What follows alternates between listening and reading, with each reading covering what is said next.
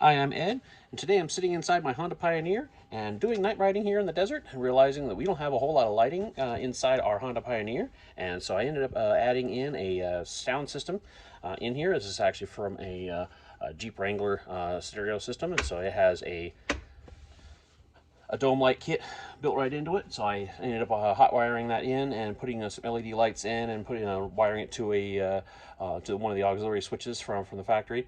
But one of the things I also noticed is, unless you're running I believe it's a Forest Edition as well as possibly the Trail Edition, there is no lighting that is done by the factory. So I'm gonna go ahead and show how to go ahead and install LED lights like this in the locations where the factory would normally put stuff like this without having the high end cost associated with lights like this. Okay, so here is the back bed area of the Honda Pioneer. This is a 1000-5 Deluxe. So when you look very closely here, you're going to notice right there, that is a location where a courtesy light is normally installed on the higher end models. So it's just a little knockout, and then they drop that in, and then there's a wiring harness that goes in. Now, on the Deluxe models, there's no wiring harness that's installed. So what we're going to do is we're going to go ahead and take that little light we have. We're going to go ahead and take that whole entire panel off. We're going to drill a hole. We're going to go ahead and run our own wiring and go ahead and take care of that. So these little wires, these little lights that I have are just standard little lights I have off of Amazon. They're technically designed for rock lights, but because of where they're set, so you can also see when the seat is up. So it will project the light out like this. So when somebody is sitting back here, you'll be able to illuminate the area where somebody is seated. But also when you have stuff in the back here for cargo, it'll actually show, it'll illuminate stuff that's down in the bed area. So it'll be perfect for the purposes. So they really thought out this from the factory side in the design. But at the same time, on the lower end models, again, it's not even there. There's no wiring harness, so we got to do it ourselves. All right, so primary components we're going to be using today is obviously our LED lights, and you see how small gauge these are. These is a really low power draw on these, but they are also extremely bright. We also have some pretty decent. This is actually 18 gauge wire. You see how it's bundled together, and it goes down a common jacketed system here, so that way we can go ahead and run this on the underside, and then bundle it all together with other existing wire looms.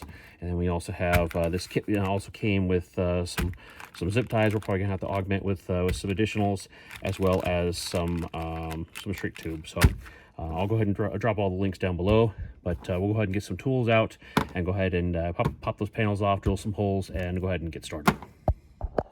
Okay, so I'm starting off with the passenger side first. So for these little plastic tabs, the easiest way to go ahead and do this is grab a small little flathead and go ahead and wiggle it underneath the edge here. Go ahead and pull this little tab up, and then you can go ahead and wiggle it. Usually the tab the little plastic piece will come out all the way, and then from there you can go ahead and try to get underneath there. You can try and pull the whole rest of the thing out. You don't really always have to, but it's usually easier to get the whole thing if you can go ahead and pull the entire plastic tab all the way out. Okay, so there's 3 of them. So one here, one up here, and then another one down here. Now the whole thing is not going to come free until you also remove this guy. So this is a 10mm. So once we go ahead and take this out, then we can go ahead and remove this entire panel. Oops, there was a 4th plastic tab over here in the top right. There we go. It's got all the plastic tabs off, and now the whole thing should come loose. Are we missing one more? Might be missing one more. Okay, hang on a second here.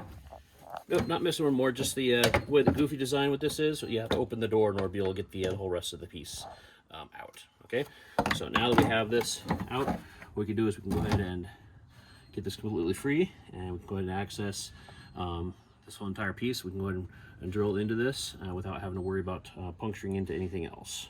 Okay. All right. So plan this out for sizing wise. I realize I have enough of these LED lights. I can go ahead and put 2 of these guys in place, instead of just the one in the center. And I'm not really necessarily worried about power because usually, because obviously these are the number one LEDs, they draw a very minimal power. And number two, whenever I'm going to turn these things on, usually I have the power on. I have the engine usually running. So also I have a solar on the roof. I'll go ahead and have a link on this as well. So again, I'm not necessarily worried about having power loss because I have plenty of power. So I'm gonna go ahead and do double LEDs on this. So setting this up, get a drill bit, obviously making sure that there's enough clearance on this. So find a drill bit where it slides in, and then just go one size bigger, and then I'm gonna go ahead and plan this out and go ahead and start drilling the holes. Okay, so here's my setup. It looks pretty good. Okay, so before I tighten these nuts all the way down, I'm gonna go ahead and put a drop of blue Loctite on the back, because obviously with the off-road and bouncing around, I don't want these guys to back themselves out and these to fall out and cause any sort of problems down the road. So again, just one little drop on either side, and then I'll go ahead and tighten these down. All right, now before we get too much further, we're gonna go ahead and work on taking apart the other side, which is gonna be very similar, but we have to also be careful of the cigarette lighter plug that's also sitting in the back here. And then once we're done with that, we're gonna go ahead and tilt the entire back of the bed up, because that is also going to give us access to getting ready to run our feeder line that's going to run underneath through the engine bay and all the way up to the front of the vehicle to where our switch is located. So we can go ahead and feed power to our line that's going to feed our lights back here. Okay, so I guess once you open the door, you go ahead and pull the panel down, and then as for removing the 12-volt plug here, this is a little back tab right here. You got to squeeze this. You should kind of hear it kind of click and groan, and then you should be able to just pop that off. Again, it's just the way I did it was I just squeeze this right here. You see how it compressed, and then you'll be able to pop it back off. And then I'll be able to go ahead and start working on attaching the lights to that. All right, so just as I was saying, when you pop the bed up, here is the wiring loom. This is what goes back to the rear tail lights. So what we're going to do is we're going to go ahead and run our wire. We'll give us a bunch of slack here. We're just going to go ahead and run this down, and we'll go ahead and trace this. It runs down right here. Okay, it runs through this little nook in the frame, and then from here it just turns. It runs down right here. It runs over and then turns, runs down, and then it starts going forward. So from here, what we can do is we can go ahead and pop the seat off in the front seat, and then we can go ahead and follow this wire here, and we can go ahead and grab it and then start pulling it forwards. Okay, so this is the main engine bay area underneath the front seat area. So when you're looking, the wire comes down. Oop, it's kind of hard to see, but okay, so this is the main harness here, and the one that you're following, it's down, goes down this way, okay? The one that's on the bottom here, it kind of turns and goes back, and so that's the one that heads back towards the back of the rig. And so you're running the wire along that. So I'm gonna come up, pop up, and I'm gonna run it along the top here, and then I'm gonna run this over, because you have to go up and over like the engine and the transmission, everything like that, before going back down. And then it's going to go ahead and start going back forwards again, and then that's how we're going to get to the front where all the power is and all the switches and everything like that. Okay, now unfortunately the only way to really get underneath in order to pull the wire under this small little section, which is underneath where your front feet are for the front passenger side, is to go ahead and pop this front skid plate piece, and then reach underneath and go ahead and start pulling the wire down underneath. So once you get this is where the air intake comes through, because this is where the air goes to air intake in between the seats, right? And this is where the wiring looms end up going underneath here. And so what you do is bring the wire up here, and then there's a small port that comes up it goes up over this frame piece here, and then once you get, if there's a hole, you can kind of loop it, and then there's a way to kind of bring it up through, once you grab it up through here. So it's kind of challenging down here. This is probably the most challenging area to work with, but you've been warned. But it's so worth it once we get this done. Okay, so most challenging part here is go ahead and get through here, up and over this frame. But once you do that, it's pretty easy because you have this neat little channel. You can go ahead and get it through here like this, and then this channel is kind of acts like a guide, and it follows and goes all the way up to the hood area, which is where all the electrical work is. Okay, so it's the most challenging spot, but now that I have all this set, I'm gonna go ahead and pull all of the slack out, because this is all the excess wire that I have. Okay, so for down here, we're good to go. I'm gonna go ahead and backtrack once I finish buttoning all this up and getting it all set up in the top electrical area, backtrack in the other direction, and go ahead and do some zip ties, and then that's all, I'm all set. And then I can go back to the back side and start working on splicing and getting it all connected on the back end. Okay, so here's that little wire channel I was just talking about. So what it does is it follows this left frame bar right here, and it just goes up. So right here behind the suspension area. So where this is right behind the front right headlight area. But because of where it is, what I can do is I can also reach my hand down in here, and I can probably usually reach down here and grab the wire because of how close it is to that bar. Yep, not quite. So I may just go ahead and feed it and just grab it that way. Okay, so for the back, make sure that you end up coiling it up just a little bit. So underneath here, you have the rippled ones. That's the original factory ones. So here's mine, and you see underneath I have enough slack underneath here to kind of follow the same slacking that the factory has done. So that way, when the bed tilts back, it won't bind up. And what I can do is I can also zip tie it up to the factory harness as well. So then from here, just route it down through, just follow the original harness and bring it up right here. I can go ahead and tuck some of this excess inside here as well if I need to, so that way I can work with this. And then I'm going to go ahead and just strip this back and go ahead and start splicing this into the module. I can go ahead and put in I can either shrink tube it in, or I can use some power pole style connectors on this, which we'll probably go ahead and do to make this a little bit easier, and so that if I ever need to remove this, it's easier to go ahead and disconnect the whole thing from the unit.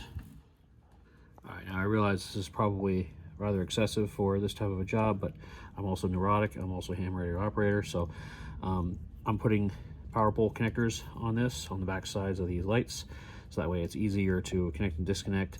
And if I ever need to change this out, whatever, or run something else back here, it's easier to go ahead and run this. So you see me run power pole connectors on my rig here before, and nothing's different. All right, now before you get everything all crimped down and all buttoned up and everything, make sure you run a line from one side to the other side. Otherwise, what you're going to end up doing is splicing and dicing and still running the line anyway. So make sure you plan ahead and make sure you get that line ran to the other side, so that way you get all the power and everything all situated. I ran everything onto one side and got my connector all set up, and then forgot to run the splice into my connector before running the line over to the other side. So make sure you plan ahead and get that line ran over before you start crimping everything down. All right, so now all reassembled, I'm gonna go ahead and finish up the wiring up on the front side and go ahead and get power and go ahead and test it out. Okay, so here is my tie for the line that went down to the lights in the back. So here's my power pole connection right here, and what I did was I spliced into my dome light switch that runs into my aux switches. This is my factory aux switch expansion, so it activates the auxiliary switches. I'll go ahead and put a link in the description down below, so if you go ahead and see the auxiliary switch harness add-on.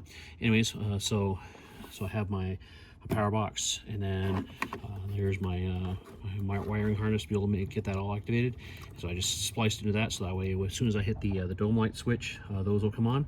But the reason why I use the power pole connection is that way if I need to go ahead and disconnect this, I can go ahead and just run this over to a power pole connection directly off the battery, and I go ahead and connect that in, and I can go ahead and just splice that in and just power those on if I need to direct. But for right now, just for normal operation, I'll go ahead and plug this in.